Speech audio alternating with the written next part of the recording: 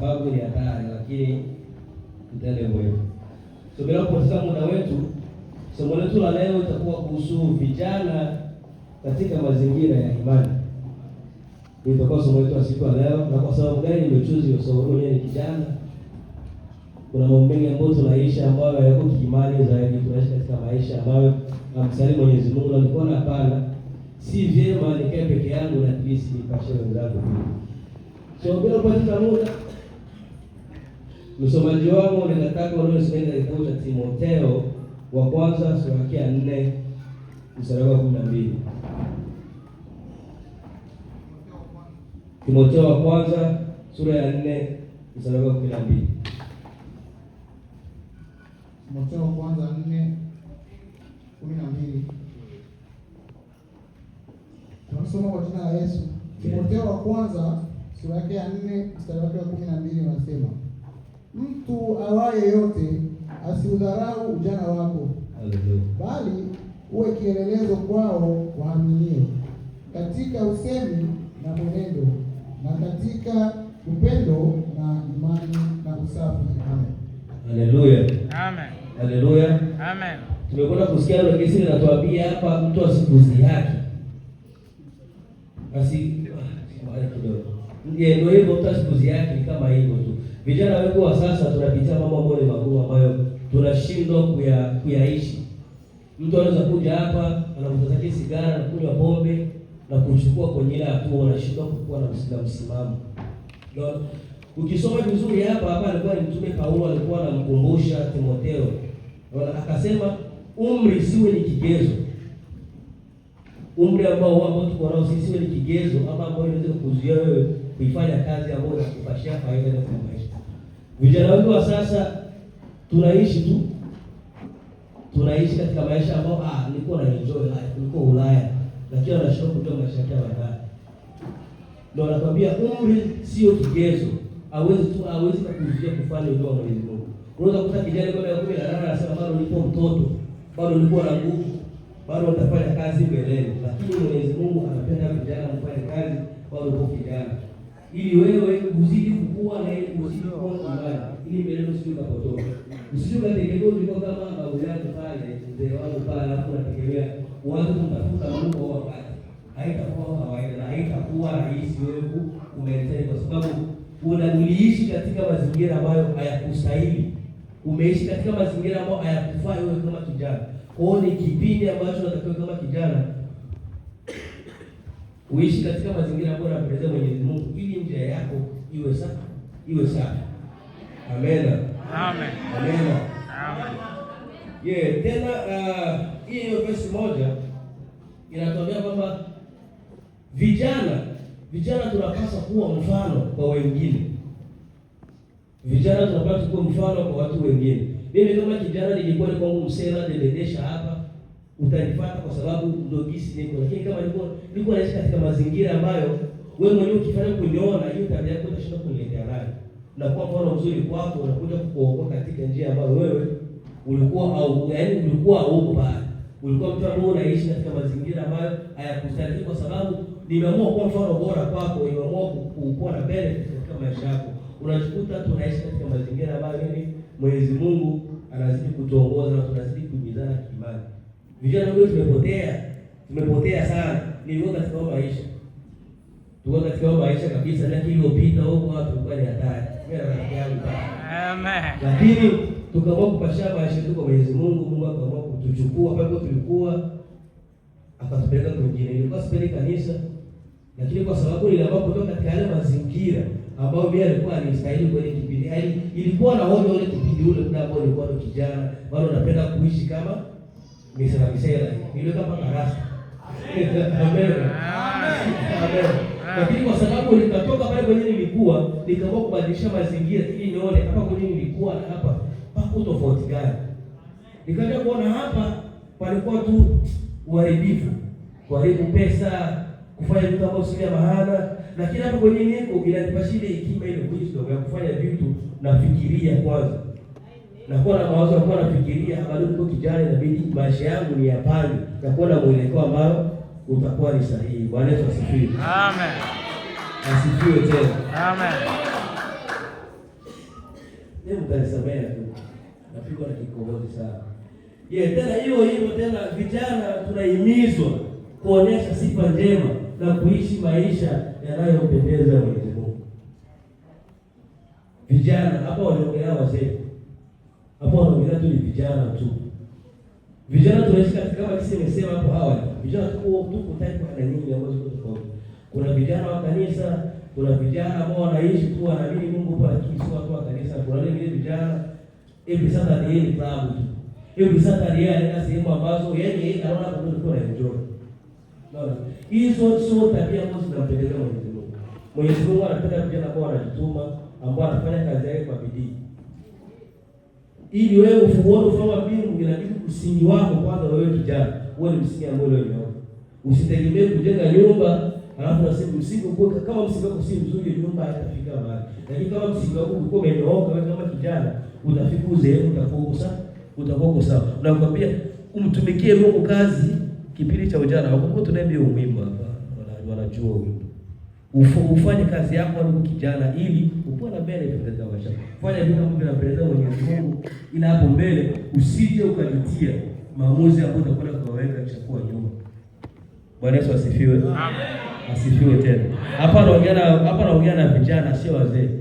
Wazee ndio umeishi walikuwa ni vijana pia wanabeba wamepitia hao ni vijana wa generation ambao tuko hemo ambao wana msimamo. Vijana ambao tunaishi maisha tu kwa sababu ni kuishi bila kumjua Mwenyezi Mungu. Bwana Yesu asifiwe. Amen. Asifiwe tena. Amen. So tena kwa hivyo si lazima kijana, sio lazima kijana au lazimishi. Mtoto ukikuwa na miaka kuanzia 1 mpaka 18 hapo unakuwa mtoto mtoto, lakini ukishakuwa 18 wanakuta ushakuwa mtu mzima. Hiyo ishakuwa ni kipindi ambacho unajua kama maamuzi wewe kama kijana. Sasa maamuzi ambayo utaweka kwa hiyo miaka yako ndio maamuzi ambayo hata kulead kwa njia yako itakuwa ni sahihi. Ukitaka kujiweka katika njia ambayo wewe haikustahili ama ambayo unaona kwako tu inanifaa kwa sababu mimi nipo kijana, itaenda na wewe hivyo hivyo. Ila meditation ambayo na make as kijana from now ndio ambayo utaishi nayo na baki tutazeeka, haitabadilika kwa sababu au kutaka kujijengea au kutaka kujenga hali yako mapema, au kutaka kujenga msingi wako mzuri mapema. Bwana Yesu asifiwe. Amen. Asifiwe tena. Amen. Bila kupoteza muda, nataka kwamba tena Mhubiri samani. Msomaji wangu hata nisomeka kitabu cha Mhubiri 12 mstari wa kwanza.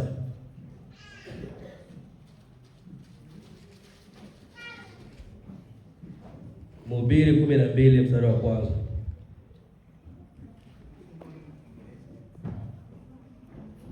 Mhubiri ndio ni Kiingereza.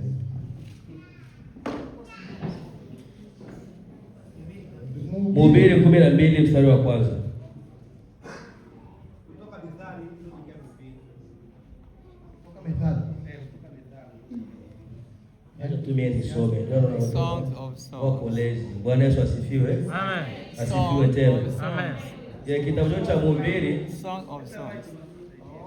Song of Songs. Sura ya kwanza mstari sura ya 12 mstari wa kwanza.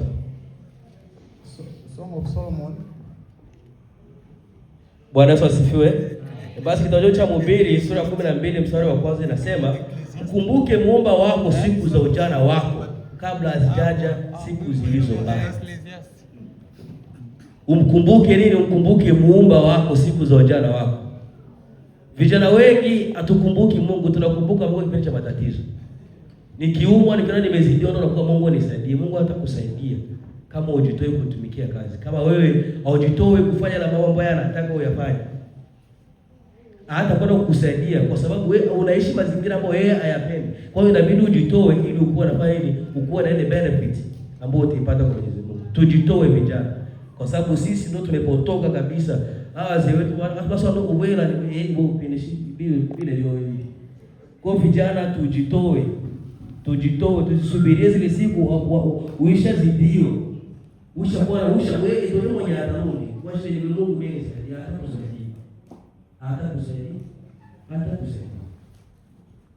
atakusaidia na bila kukusaidia kwa inabidi wewe kwanza ukue umeshajijengea kwanza ile nafasi ya yeye akikuja kwako hapa pametakatika hapa ndio zile kaingia hapa. Mungu hapendi wachafu. Kama ni mchafu hatakuja katika nafasi yako. Bwana Yesu asifiwe. Amen. Asifiwe tena. Amen. Unaona? Tuisome tena. Mkumbuke Muumba wako siku za ujana wako, kabla hazijaja siku zilizo mbaya, wala haitakaribia miaka utakaposema mimi sina furaha katika hiyo. Unaweza nakwambia? Unabidi umkumbuke Mungu bado uko kijana. Zile siku ambazo kusema eti nimechoka huku, zisikukute. Inabidi wewe yote nyakati zikukute, ukue umeshakuwa mtu mtakatifu. Ushatakaswa, ushajua hapa Mungu hata tarumbeta hapa ikibia intention shiki, haitaniacha hapa kwenye. Inabidi ilie vijana wote tukutane kule. Wamesema hapa last week vijana wote wangapi tukutane. So nende kule na mwingine kukula itakuwa sawa, na tuko kanisa. Bwana Yesu asifiwe. Amen. Asifiwe tena. Amen. So wewe msasa wako kutuambia kwamba unakwenda kutimiza sisi vijana zaidi sana. Huu ni wito ambao si vijana ambao waliopotea. Sisi hatujapotea, tulishanusurika. Kwa wale vijana ambao wamepotea zaidi, ndio inabidi wazidi kuhubiriwa, wazidi kulitafuta neno la Mungu ili wakuwe na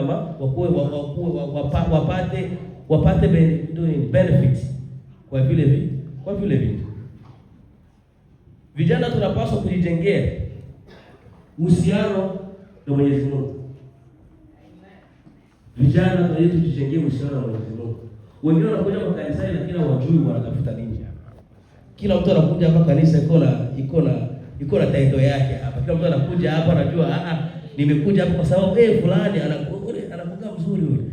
Ule kijana anakuwa mzuri, lakini tunashindwa kujua tunafuata nini kanisani. Unakuja kanisani ili kuja kufundishwa vitu ambavyo vitakufaidisha maisha yako sasa na mpaka baadaye. Siwezi kukusaidia leo, lakini itakusaidia hapo mbele. Mimi nilikuwa sipendi kanisa, lakini nakumbuka kuna kipindi tulikuwa kwa maombi, ilikuwa ni Saturday. Mimi nimeamua kupitia wimbo. Siko kupitia mahubiri, nimeamua kupitia wimbo. Na waka wimbo napenda kuimba sana, sometimes nilikuwa niko depressed. Nilikuwa na stress, napenda kuimba sana. Katika kitabu cha Waebrania 11 mstari wa kwanza bila imani ni kuwa na uaminifu. Hapa ni kuwa na uhakika wa mambo yasiyoonekana, na ni bayana ya mambo. Ni kuwa na uhakika wa mambo yatarajiwayo, na ni bayana ya mambo yasiyoonekana. Mimi ndio nimeshia imani. Mimi sipati imani yangu niendelee kwa pasta, niendelee kuombea pasta. Kupitia hiyo verse mimi nimepashia kujiona. Mimi ni mtu atakuwa niishije kama kijana. Natakiwa niishi katika mazingira gani ili wengine wakiniona wapendezwe na maisha yangu waliyoishi. Bwana Yesu asifiwe. Amen.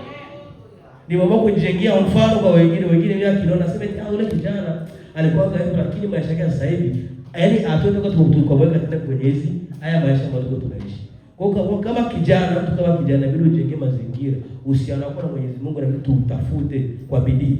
Uko naomba, uko unajitahidi kusoma Biblia. Wengine kusoma tu kubeze kwa TikTok tu. Una scroll pale unaangalia fulani ni post nini. Unaombea, unatusumbua vijana. Umbea. Ndio. Bumbea unatusumbua sana vijana, uparuka chini uko na tayarisha hata kumshauria mwenzako mashamba kwa nafasi sio mazuri, lakini unakalia pale ni umbea fulani hata mino. Hiyo itakusaidia wewe uko unajijengea msingi ambao si mzuri. Kwa sababu mwisho wa siku nikikutana hapa na nashinda wabeba na fulani akiotena tena manga bwana. Hiyo pia ni misao. Umbea nafanya na wazee. Na wazee wapeleke umbea ambao una maana, watakaa pale wanajadili vitu ambavyo vina make sense.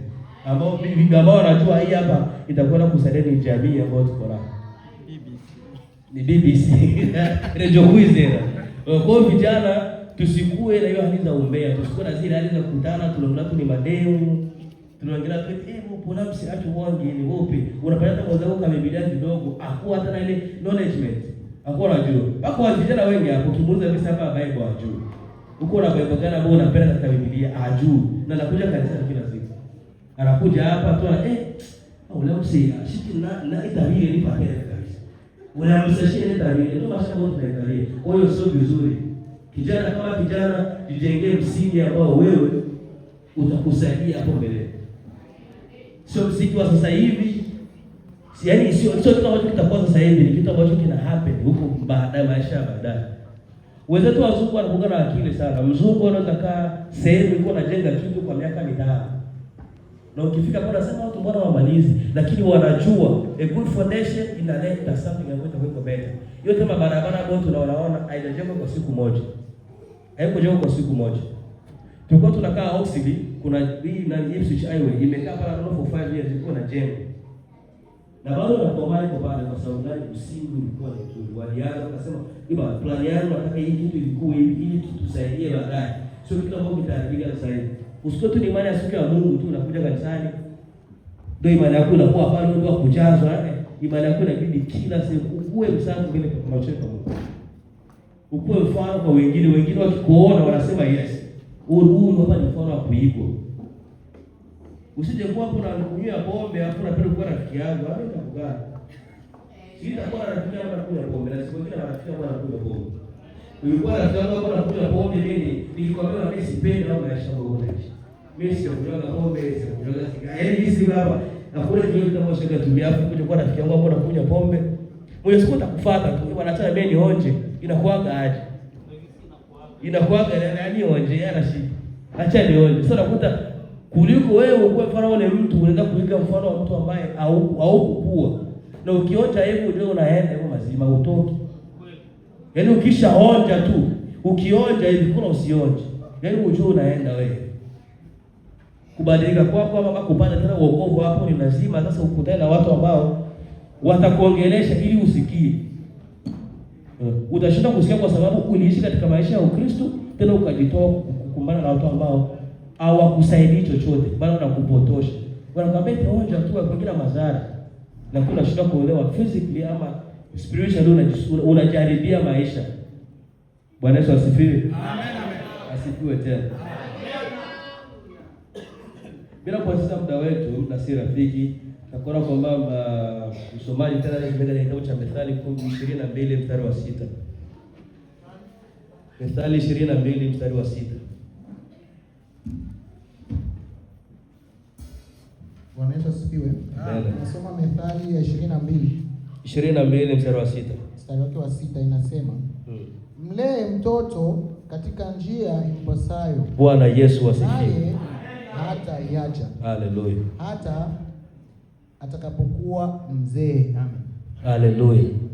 Ukija kusoma kitabu cha Methali, hiki kitabu cha Methali kinataka kutuambia kazi ya wazee ambao tuko na wazee wa kanisa, baba yako na mama yako nyumbani ama wazee wote wala maana kuongoza katika njia ile sasa. Hiyo ni juhudi yao. Ni juhudi yao kukuza kiimani, ni juhudi yao kuweka katika mazingira ambayo wewe utakuwa nayo. Ambao utakuwa nayo katika ujana wako mpaka uzee wako. Hiyo ni juhudi yao. Ndio kwa maana wazee wa kanisa wanahimiza watu tubatizwe. Watu wataki kubatizwa. Anapokuhimiza ubatizwe akuonei. Wala akusumbui wala apende kukuonea ushinde mkesho na kitu anabatizwa. Hapana, anajua umuhimu wa kubatizwa kwa wapi. Usikote muumini inabidi ukuwe na mtu, ukikuwa muumini ukuwe na mtu huduma kanisani pia. Ukumta kuna toa huduma kanisani, utatoa huduma kama hujabatizwa. Au utatoa huduma kabla hujabatizwa katika kanisa. Kwa hiyo ni juhudi ya wazee kutufundisha sisi vijana. Ni juhudi yao, hiyo ni kazi ambayo wamepewa na Mwenyezi Mungu. Huyo kijana inabidi kumlee uwezavyo. Uhakikishe huyo mtu atakapokwenda kuzeeka aenda kuwe bwana, mimi fulani amenisaidia kutoka hapa kwenye niko na kufika hapa, nimesaidiwa na mtu fulani. Bwana Yesu asifiwe. Asifiwe tena. Lakini vijana wetu sasa wapige kuambiliwa, hawaenda na hawasikii. Kusikia kwao nilipakua story nyingine kabisa ambayo iko tofauti na maneno ya Mwenyezi Mungu. Ndio utaona mtu anakaa hapa na kukashia sikio, uongoelea adama yuko anasema sema nini? Lakini unapongea kuhusu Biblia hivi, vijana tungali hapo hatuna. Bwana Yesu asifiwe. Amen. Asifiwe tena. Amen.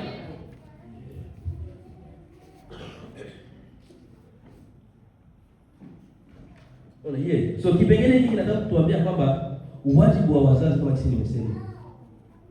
Katika kuwafundisha sisi vijana, huo ni wajibu wao. Ni wajibu wa vijana. Fikiri mzazi akikuita chini na kuambia vitu, ukipiga pinga utajijua. Hiyo imani yao. Ukiunga chini na wazee wa kanisa wanapokuambia itafana mazingira ambapo unaishi wewe, Mungu hajakuita ujishi katika mazingira. Mungu amekuita uje kutumikie kazi ambao wewe itakusaidia wewe na watoto wako. Kwa sababu watu tunafanya sasa hivi sio tu mimi nitazaa huko mbele. Nitaenda kwa na familia. Inabidi watoto wangu mimi pia wanifadhi mimi kama baba. Wajua bwana, baba yangu mimi apendagi mizaa hivi, sio mtu wa hivi, sio mtu ambaye katika mazingira ambayo hayastahili. Inabidi mimi nikuwe mfano wala watoto wangu. Nisije kuwa hapa yeye mtu ama tena wose inoshika huli ni ono na wanga. Hata watoto wenyewe watafaa kuona asema hiki toro na lojitibo tonono mzee. Wengine wanasemaga hivyo. Wengine wanasema hivyo kabisa kwa sababu gani? Wazee wao wakuunga hawakujilinda mapema. Hawakujenga msingi wao vizuri huko walipokuwa. Hawakujenga msingi wao vizuri wa kuishi katika Kristo. Unakuja kutoa mtoto utakuwa nakomaa huko unapita kule wako ndipo tunasema eti soki hiki hupi ola yeye wao asoso la vino taiko lugha na pitola ashili hiyo sio vizuri, na vitu tujijengee ili maisha yetu mbeleni yaje tufaidi sisi na watoto zetu hapo mbele. Bwana Yesu asifiwe. Hapa naongea na vijana wala sio wazee. Vijana, wanaume na wasichana. Wanaume na wasichana tuko tunaongelea hapa. Hii hapa sio somo ya wazee. Ni kwa sisi vijana. Tujikinge. Tujijengee msingi ulio bora. Tujijengee maisha ambayo sisi atatusaidia, ambayo atakuwa na faida yetu hapo mbele. Bwana Yesu asifiwe. Bila kupoteza muda, msomaji wangu ni katika kitabu cha Mhubiri 119 mstari wa 9. Zaburi 119 mstari wa 9. Mstari wa 9.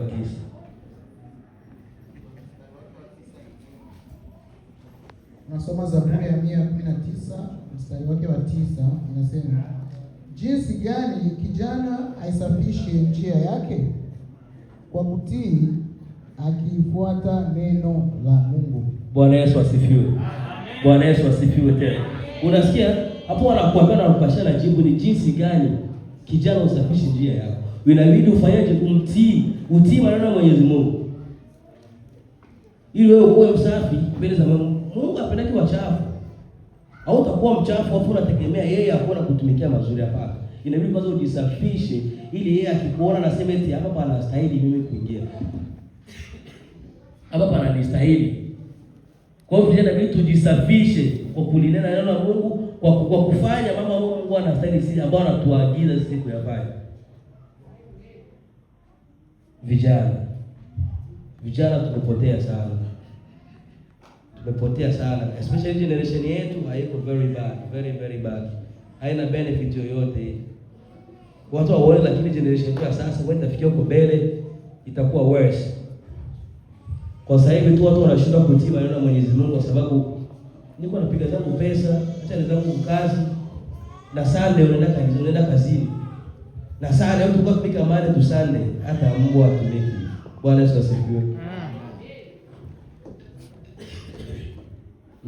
Hii pesa za kutuhimiza tena kwa sisi vijana kulitafuta neno, kuwa na mahusiano na Mwenyezi Mungu.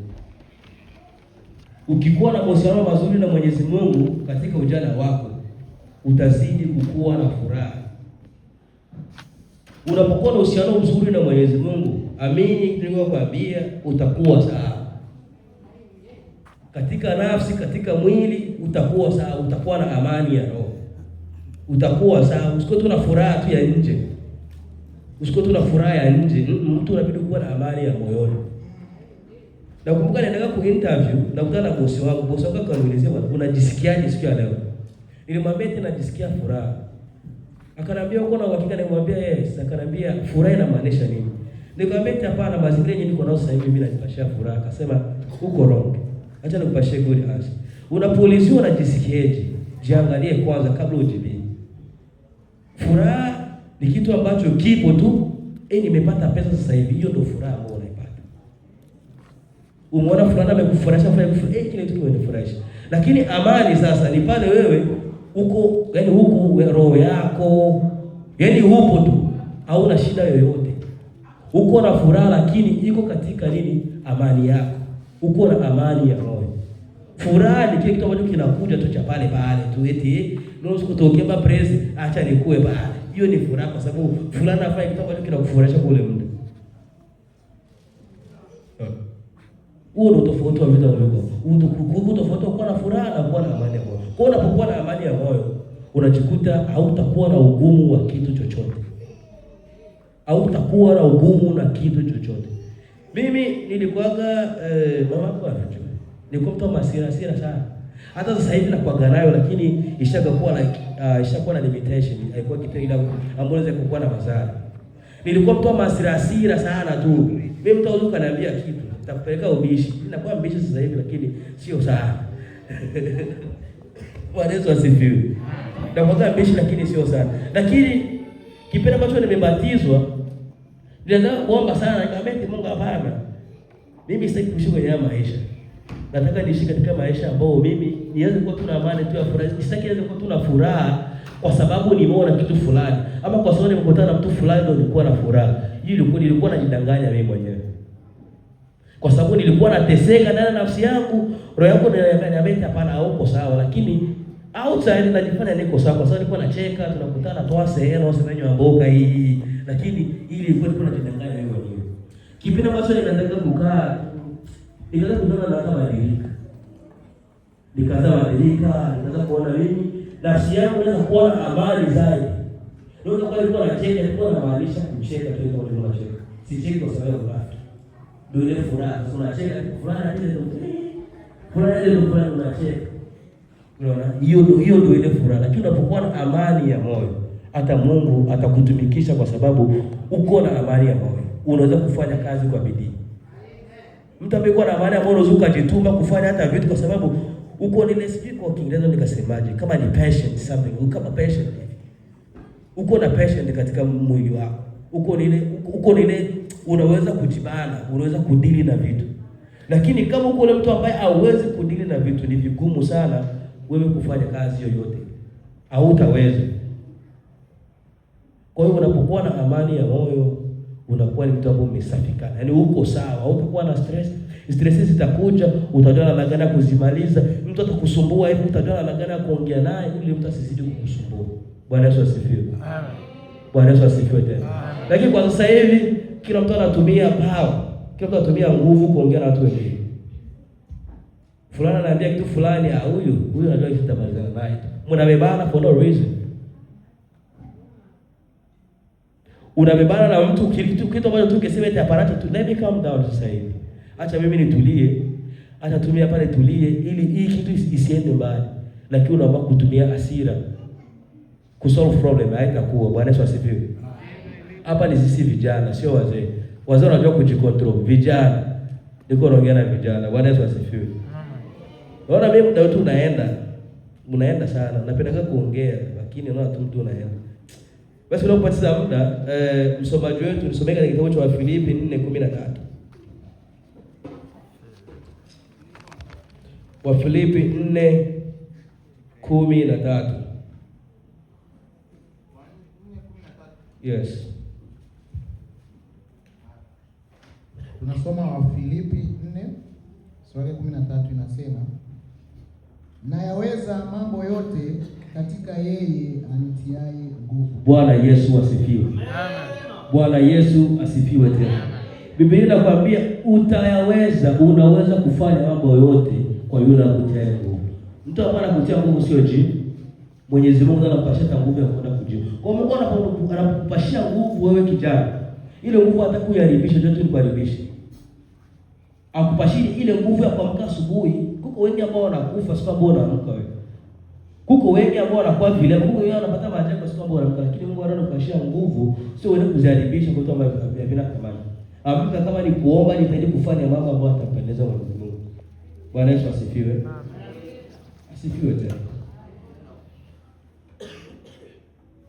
Hiki pekee ujumbe uko ujumbe unatutia moyo sisi vijana. Unatutia moyo.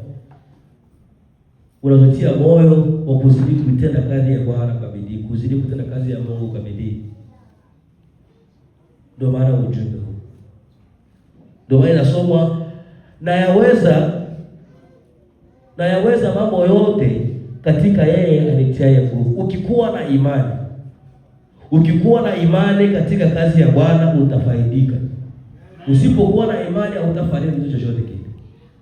Lakini unapokuwa na imani ya kusema eti hapana, mimi namtumikia Mwenyezi Mungu kwa bidii, namtumikia kazi yake kwa bidii, utaona mafanikio ya kitu. Utaona mafanikio kwa sababu gani? Unajitoa kwa moyo mmoja, au utumiki kwa roho mbili. Bwana Yesu asifiwe. Asifiwe tena. Ndio naambia utayaweza yote kwa yeye ambaye akutiaye nguvu. Kwa sababu yeye ndo anajua madhaifu yako, yeye ndo anajua strength yako, kwa yeye ndo anajua. Kwa unapotoa nguvu inabidi uamini kwanza. Hata wachawi wanaamini. Sasa wewe ambao unatumikia Mwenyezi Mungu kwa sababu gani ushinde kuamini? Inabidi uamini ili upate faida. Inabidi uamini Mwenyezi Mungu ili uone mafanikio ambayo utayapata. Bwana Yesu asifiwe. Vijana, imani yetu imepotoka sana. Vijana tuko ni imani ambayo ipo tu. Niko zao kanisani leo tunaonekana niko tu Mkristo. Lakini ninapotoka hapa hivi, nimeingia kutoka katika nyingine. Kwa tunapoamini ndio tunapoona uwezo wa Mwenyezi Mungu. Vijana wengi wanapenda kuomba tu pale na Mungu akupashie.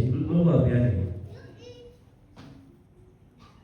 Mungu atakupatia kwa sababu wanashinde hivi. Hata wako kupasha pesa hiyo. Unaweza kuzomba inabidi kwanza ujiexplain na unazitaka kwa sababu gani? Je, uko na vigezo ambavyo vinaniambia mimi nitatoa wewe kupachizo pesa? Na ndio kisi Mungu pia anakujaribu wewe kama kijana. Unapokwenda kuomba kupiga magoti pale na kuomba, kwani ni Mungu anatoa. Lakini je, atakutolea kwa sababu uko na vigezo gani? Uko unafanya nini ambavyo vitatuma yeye atoe kile kitu kwa urahisi? Kwa hiyo inabidi kwanza wewe uamini katika kile kitu ambacho unakifanya. Yeye ndio kwa mzee wangu pale sema pesa. Lakini hiyo ni ambia mlikuwa kuomba inabidi mwambie ilikuwa inatumikisha kwa mazingira gani? Hapana tani niambie kwa sababu nilikuwa nafanya vitu fulani ili naye akone ile moyo wa kutoa sema hakuna shida wewe kwa mtoto wangu utakutumia pesa. Kwa mazingira ambayo utajengea kwanza wewe kijana. Bwana Yesu asifiwe. Amen. Bwana Yesu asifiwe tena. Kwa hiyo vijana tujitahidi. Tuzidi kutiana mioyo. Tuzidi kutiana moyo kuifanya kazi ya Mwenyezi Mungu kwa bidii. Usiko tu tunakaa tu maligala tu hapa make sense every single day. Hiyo maligala tunagarawa na mimi nikienda kwa mpira, unaona kwa group pale, tuko na kina pombe. Vile choko pale kwa kundi yao ndio wanaongelea vitu vyao ili wao waweze kufika pale. Ukifika pale inabidi uungane na wao. Au utakiwa kuongea vitu ambavyo havistahili. Wanakunywa pombe ndio maana wao wako pale. Sema bro, hii weekend bro. Tunaenda kwa fulani leo. Sasa unakuta ni mazingira ambayo hayakustahili, wala haya mazingira hayawastahili.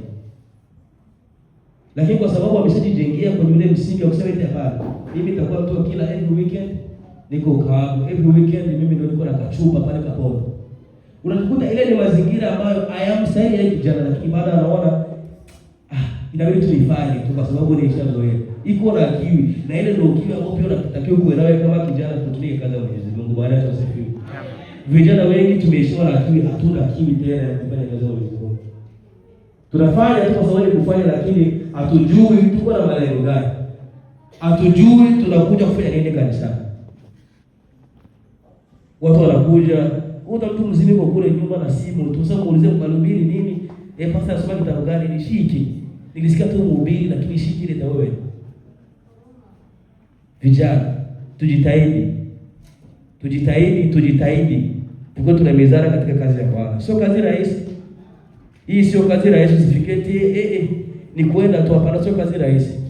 Utapambana kiimani, utapambana kimwili, yani utapambana na kiroho. Ndio utakuwa unaona vitu ambavyo ilikuwa katalia kwa zamani utakuwa unakutana navyo na ndio bado vitazidi kuwa na kukogota. Ndio bado utazidi kuwa na kupeleka tena kwenye ile maisha. Lakini ukiweka tu msimamo na ukiamini, utakuwa pale. Biblia imewekwa kwa sababu ya sisi ambao waliopotea. Watu waliopotea ndio maana Biblia imewekwa hapa. Biblia imewekwa hapa kwa sababu ya watu ambao wako sawa, imewekwa kwa sisi ambao tumepotea. Mimi sisomaje Biblia sana lakini nakuwa na wangu ambao nakuwa na makabana kidogo. Ndio vijana.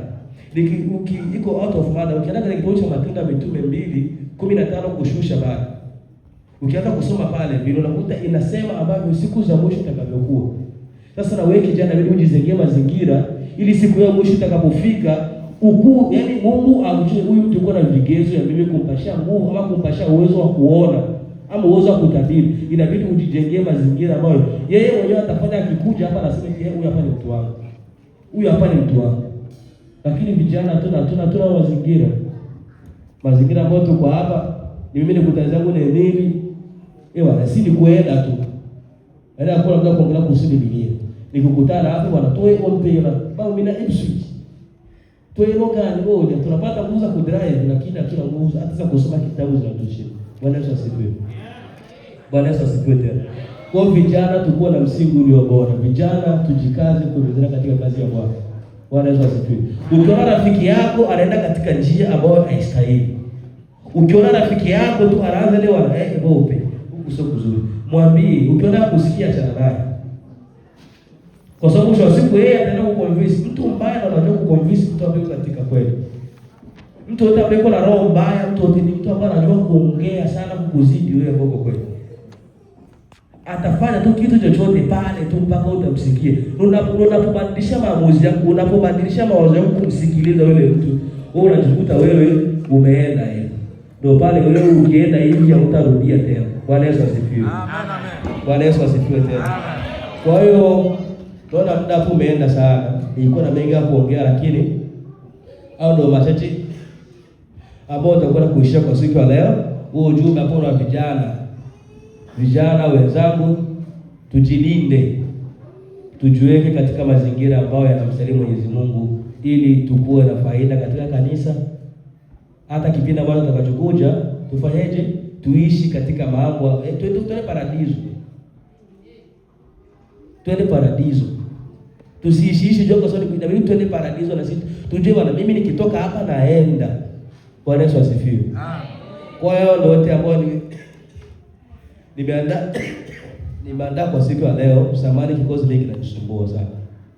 Au na ambao nimeandaa kwa siku ya leo niko natumaini atakwenda kupashia at least kidogo ambao utaenda kukaa kunyuma na uende usome ili uzidi kujiongeza kiakili. Bwana Yesu asifiwe. Amen.